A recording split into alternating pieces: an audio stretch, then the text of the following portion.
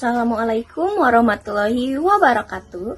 Perkenalkan, nama saya Fitri Agustina Rahmat dari kelas 11-2. Di sini saya akan membahas soal inflasi yang mencengkram Suriah bukan hanya dari 1 atau 2 tahun terakhir, tapi sejak tahun 1957 sampai 2025. Pada tahun 1957 sampai 1970 setelah merdeka, ekonomi Suriah cukup stabil, inflasi rendah, mata uang kuat, dan pemerintah fokus pada pembangunan. Saat itu belum ada gejolakan besar.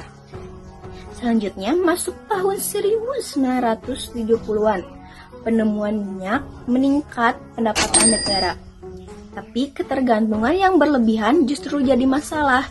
Ketika harga minyak global jatuh dan konflik regional meningkat di tahun 80-an. Inflasi ini mulai naik. Nah, penyebabnya itu yang pertama ada ketergantungan pada minyak.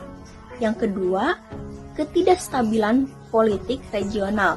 Dan yang terakhir itu kurangnya diversifikasi ekonomi.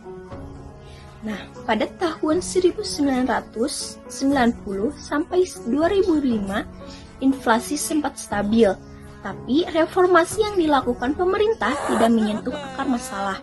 Subsidi dipangkas, harga naik, sementara investasi asing tetap minim.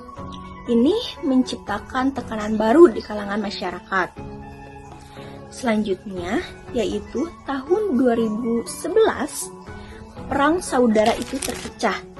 Nilai tukar font Suriah anjlok dan turun drastis. Produksi berhenti, infrastrukturnya hancur. Nah, inflasi melonjak tajam ini ada pun dampaknya. Yang pertama itu harga makanan dan bahan pokok itu naik. Dan yang kedua, pendapatan masyarakat turun. Yang ketiga, daya beli melemah, dan yang terakhir itu kemiskinan dan pengangguran itu meningkat. Selanjutnya itu ada pada tahun 2015 sampai 2020, $1 setara lebih dari 2.500 font Suriah. Harga barang bisa naik 2 kali lipat hanya dalam beberapa bulan. Lebih dari 800% rakyat hidup miskin.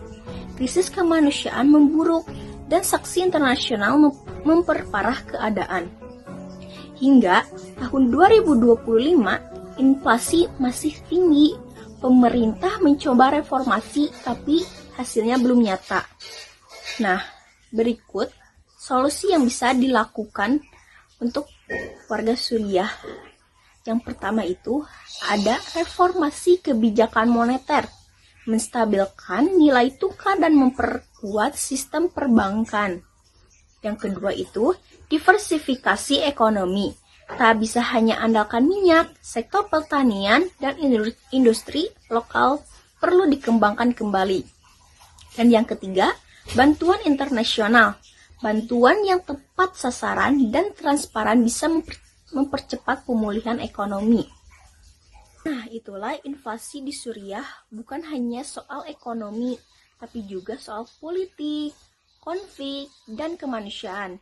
Krisis panjang ini menunjukkan bahwa tanpa stabilitas dan kebijakan ekonomi yang sehat, negara manapun bisa terpuruk. Tapi masih ada harapan asal ada kerjasama dari dalam negara dan dunia internasional. Terima kasih sudah menonton. Wassalamualaikum warahmatullahi wabarakatuh.